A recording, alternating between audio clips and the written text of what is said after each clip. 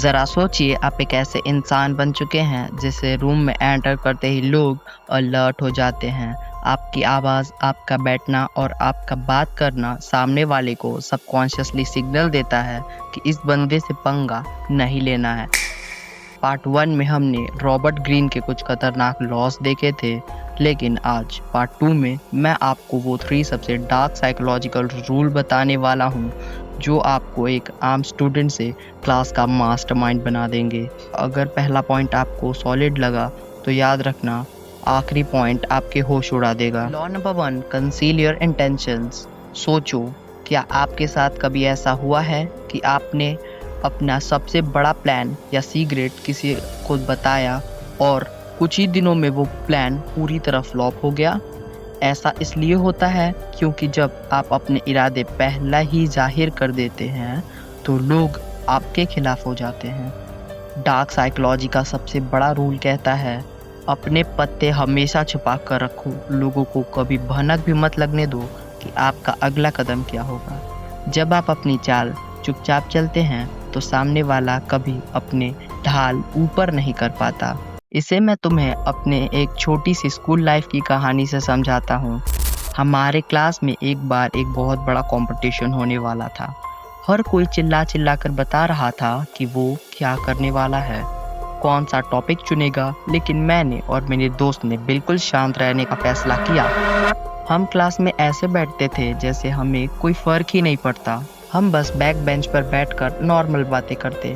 बाकी लोग सोचते थे कि ये तो रेस से ही बाहर है, लेकिन बैकग्राउंड में हम अपना सबसे खतरनाक सीक्रेट तैयार कर रहे थे। जब रिजल्ट का दिन आया तो पूरी क्लास हमारा रिजल्ट देखकर शॉक हो गई। किसी को भी संभलने का मौका ही नहीं मिला क्योंकि हमने अपने इरादे छिपा कर रखे थे। वैसे ही जैसे डेथ नोट में लाइट यागामी करता है, वो पुलिस के साथ बैठकर ही उनकी मदद करता है ताकि किसी को शक न हो कि वही असली कीड़ा है।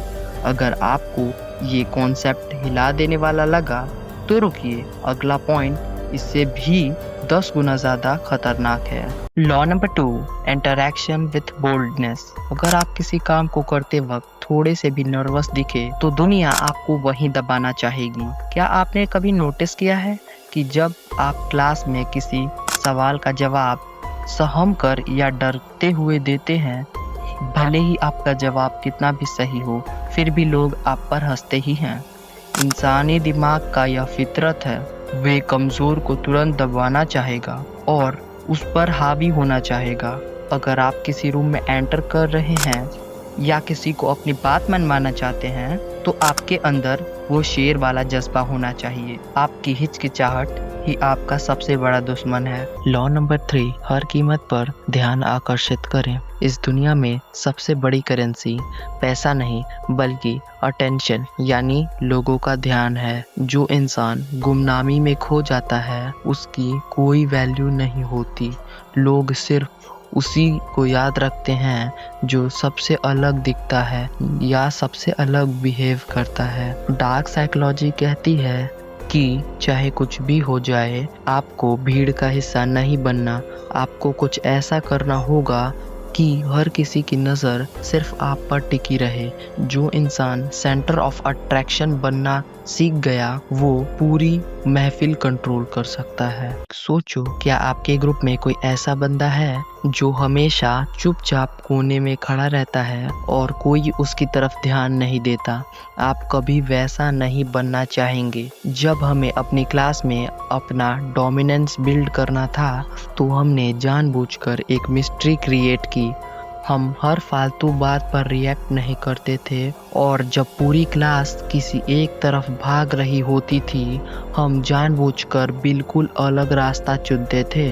यह देखकर लोग हमारे बारे में बातें करने लगे कि ये दोनों आखिर क्या कर रहे हैं। हमारी यही मिस्ट्री हमारे लिए सबसे बड़ा अटेंशन बन गई। मॉन्स्टर एनिमे का जोहान लीबर्ट इसी लॉ का इस्तेमाल करता था। वो कभी खुद को छिपाता नहीं था, बल्कि वो बैकग्राउंड में रहकर भी अपनी प्रेजेंस से ऐसा जाल बुनता था कि पूरी दुनिया का ध्यान सबकॉन्शियसली उसी तरफ खींचा चला जाता था।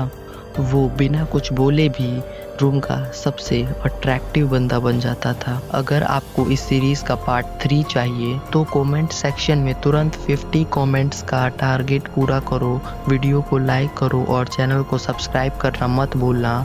मिलते हैं नेक्स्ट वीडियो में। Thanks for watching.